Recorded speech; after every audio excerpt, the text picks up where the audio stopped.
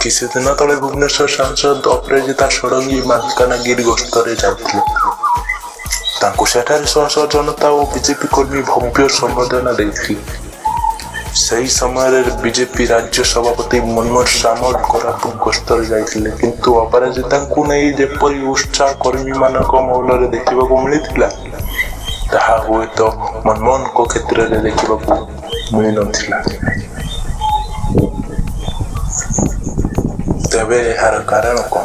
ଆଗାମୀ ନିର୍ବାଚନରେ ବିଜେପିର ବିଜୟ ସମ୍ଭାବନା କେତେ ଦୂର?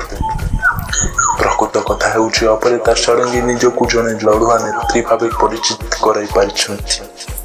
ସେ ଏକୁଟିଆ ରାଜ୍ୟ ସରକାରଙ୍କ ବିରୋଧରେ ଲଢ଼ୁଛନ୍ତି।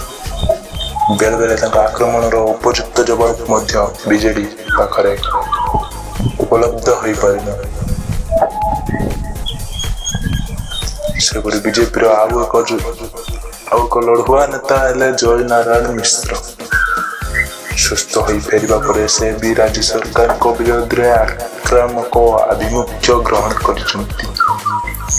ବିଜେପିର ଏହି ଦୁଇ ନେତାଙ୍କ ପଛରେ ଯେପରି ଜନସମର୍ଥନ ଦେଖାଯାଉଛି, ତାହା ହୁଏତ ଅନ୍ୟ କୌଣସି ନେତାଙ୍କ କ୍ଷେତ୍ରରେ ଦେଖାଯାଉନାହିଁ।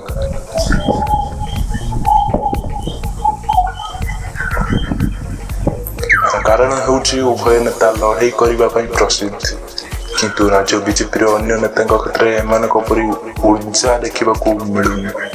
ସେମାନେ ବିଭିନ୍ନ ସମୟରେ ସରକାରଙ୍କୁ ଟାର୍ଗେଟ କରୁଥିଲେ ବି ତାହା ପ୍ରଭାବୀ ହୋଇପାରୁନି। କେତେକ ମଧ୍ୟ ସରକାରଙ୍କୁ ସିଧାସଳଖ ସମାଲୋଚନା କରିବାକୁ ସାହସ କରିପାରୁନାହାନ୍ତି। ଏଣୁ ଲୋକମାନେ ସେମାନଙ୍କୁ ଗୁରୁତ୍ୱର ସହ ନେଉନାହାନ୍ତି କିମ୍ବା ସମର୍ଥନ କରୁନାହାନ୍ତି। ରାଜ୍ୟରେ ନିଶ୍ଚିତ ଭାବେ ସରକାର ବିରୋଧୀ ହାୱା ଦେଖିବାକୁ ମିଳିଛି।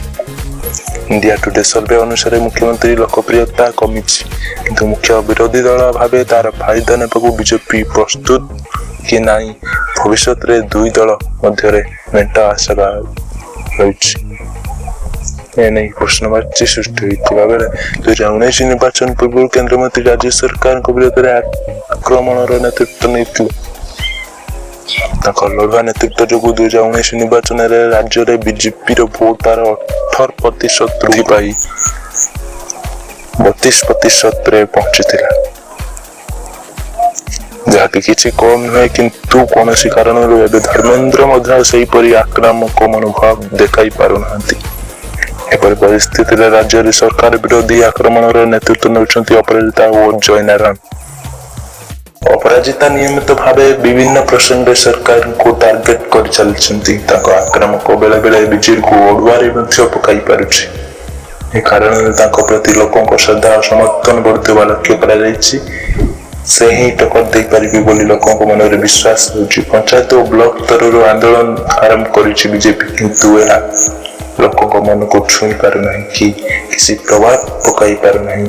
ସରକାର ବିରୋଧୀ ଆନ୍ଦୋଳନ ନେତୃତ୍ୱ କିଏ ନେଇଛି ତାହା ଲୋକେ ପଚାରୁଛନ୍ତି। ଲଢ଼ୁଆ ନେତାଙ୍କୁ ବିଜେପିର ଚେହେରା କରାଗଲେ ଦଳ ଲୋକଙ୍କ ସମର୍ଥନ ହାସଲ କରିପାରିବ।